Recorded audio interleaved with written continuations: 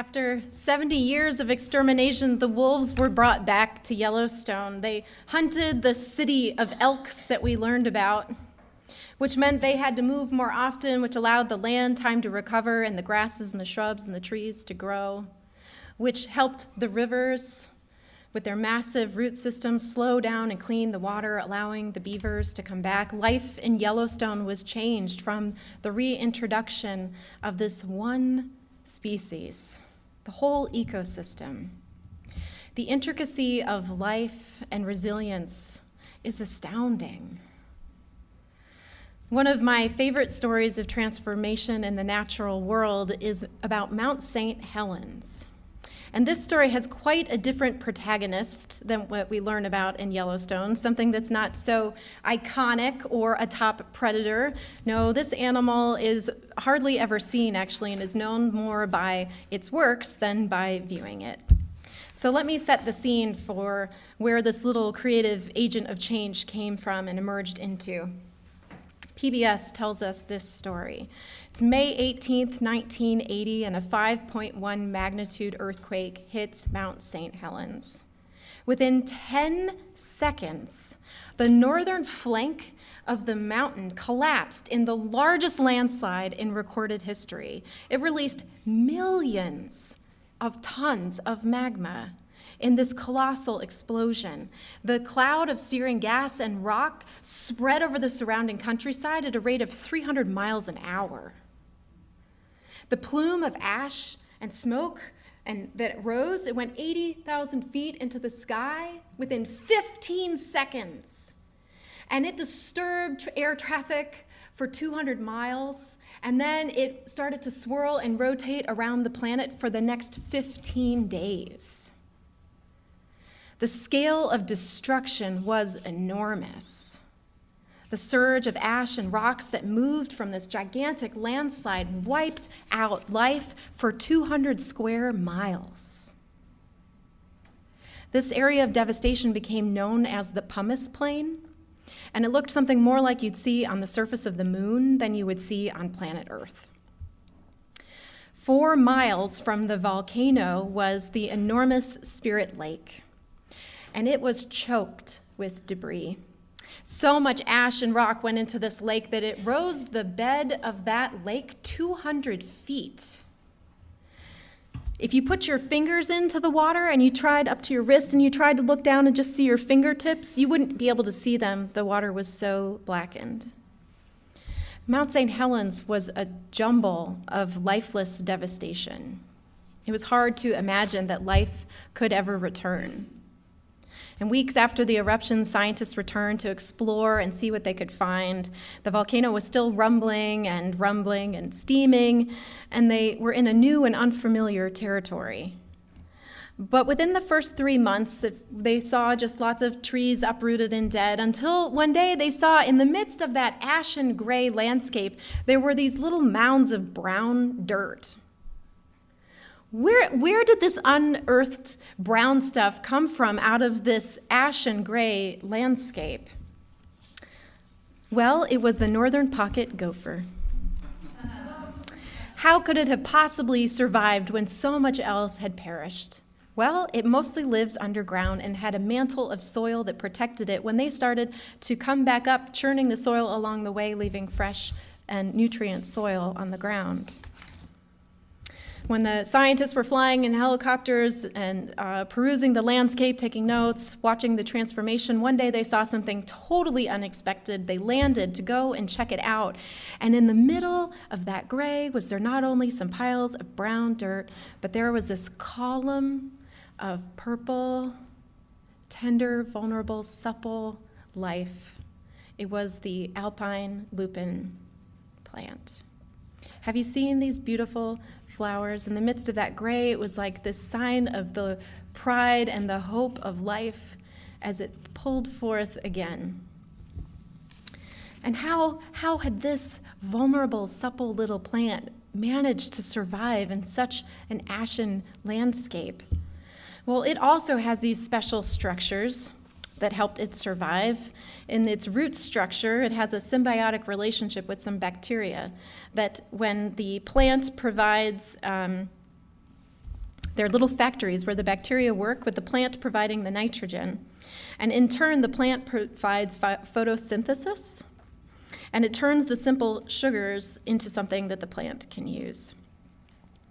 And in this way, they help fix nitrogen back into the ground so that other plants can grow. Now, the first year, they only saw a few shoots of this plant, and the next year, there was a larger circle, and the next year, there were 16,000 of them, and then within 10 years, there were 164,000 of them all over this volcano. If you haven't seen these images, I highly encourage you to Google it when you go home. It's just amazing to see this alpine volcano lit up with purple renewal. Two unexpected agents of change, a little pocket gopher and some lupine flowers. Nearby, the lakes and ponds were struggling also to find their renewal. As the ash infiltrated the water, it darkened the water, allowing the sunlight no space to be. And so there was this inundation of bacteria that were allowed to thrive in that environment, and they ate up all of the oxygen, killing all of the fish and the insects that were living in the waters. The scientists believed that it was going to be decades and decades before you would begin to resemble anything like you had once seen in those cascade, beautiful glacial lakes.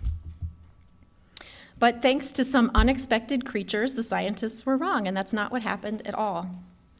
And wouldn't you know it, as they began sampling the water, they found that as the debris and the ash started to settle, there was some sunlight, which allowed phytoplankton to do amazing work. And how the heck did this phytoplankton, these microscopic plants, get into the water? Well, they guessed that it might have been through the wind, but also most likely from bird droppings.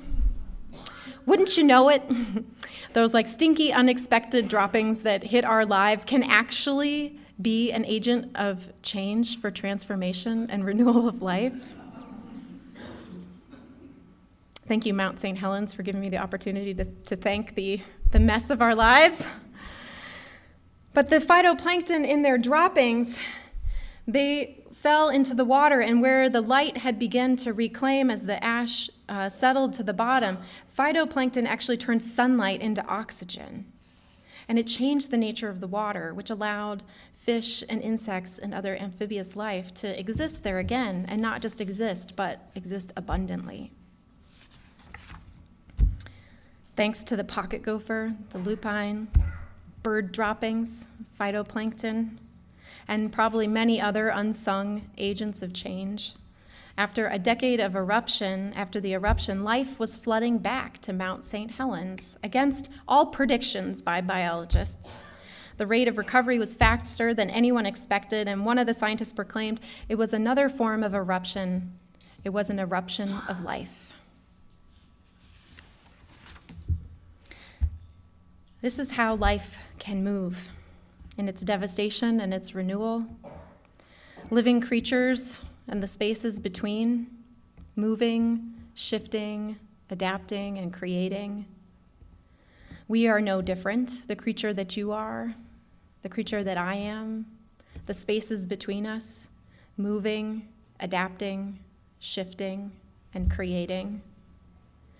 I tell these stories from nature to remind us this month as we ask the question about what does it mean to be a people of resilience? And it's a people of resilience, not a person who's resilient. It's a people, and there's a difference. We can think of resilience as this inner strength. It's a trait that is really just resides within each of us, but we're talking about something different today. Because nature shows us in those stories that resilience is not just something within the individual creature, it's something that can come about in the space between. In the space between the gopher and the churned soil, that little purple lupine grew. In the space between the wolf and the elk, the grasses and the shrubs and the trees could grow, which changed the water and the habitat for more animals. And the beavers who returned, their chances increased not just because of their own internal resilience, but because the space between and around them changed for them. This can also happen in our human social systems. Last week was the celebration of the 50th anniversary of the march in Selma, the Civil Rights Movement march from Selma to Montgomery. Our nation celebrates the resilience of African Americans to survive slavery and segregation, degradation, and brutal violence, to demonstrate their dignity and demand their constitutional right to vote unencumbered. We celebrate the resilience clearly that were located within individual marchers who participated in that, but also in the space that was created between them as they came together to move collectively. It took great courage to walk across the Edmund Pettus Bridge, to face the brutality that they knew they would as they walked from Selma to Montgomery unprotected. We saw their courage and determination demonstrated as they were beaten and returned home, only to try again 2 days later. Resilience surrounded that movement. It worked through people and protests, through speeches and marches, through songs in jail, through collective kneeling and sacrifice. Each action knitting resilience deeper into that community of activists and our nation. Collectively, people grew in their courage, knowing that between the space of you and I is the knowledge that what we do together means we no longer stand alone and we have great power and can create change. Something can emerge in this space between. So we celebrate that courage to act. We know that what they were acting against was this severe white supremacist reality and the violence that was mercilessly shown upon them. We don't celebrate this action, but what happened in that interaction, what emerged in between was the renewal of our country to create the Voting Rights Act and allow things to change in our nation that sorely needed to be changed. Like Mount St. Helens or Yellowstone, it took an agent of change to act for the rest of the ecosystem to transform. Resilience exists powerfully in that space between. And life operates in this space. It's a wild space. Something other than us and larger than us acts in this space. I'm not specifically talking about God here, though one could. I'm talking about the processes of life that emerge that are wild. They're the spaces that we can't control or predict, that we aren't necessarily responsible for, but that we can be an influencer of. Nature reminds us that resilience is within us, but it's also within and among us. We can't control everything that happens, but we get to participate in our social systems and our ecosystems in ways that can allow our overall system to have more resilience. The stories of transformation in Yellowstone and Mount St. Helens are not stories of total control and management. They're stories of impact and discovery. Sometimes worthwhile outcomes emerge not because we've intricately engineered and controlled the whole equation, but sometimes worthwhile outcomes emerge because a part of the equation shifts, which moves the whole web of life. And that is worth paying attention to, and that is worth us asking ourselves constantly this question of who are we and how are we called to be people of resilience who contribute to this larger whole.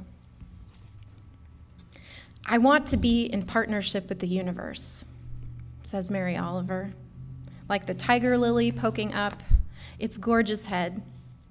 But it's also okay if, after all, I'm not a lily, but only grass, in a clutch of curly grass waving in the wind. Maybe we won't be the most beautiful agent of change. Maybe we will be a pocket gopher, or maybe sometimes we'll be a top predator like a wolf, but it's likely we might also be bird droppings sometimes. What will we be?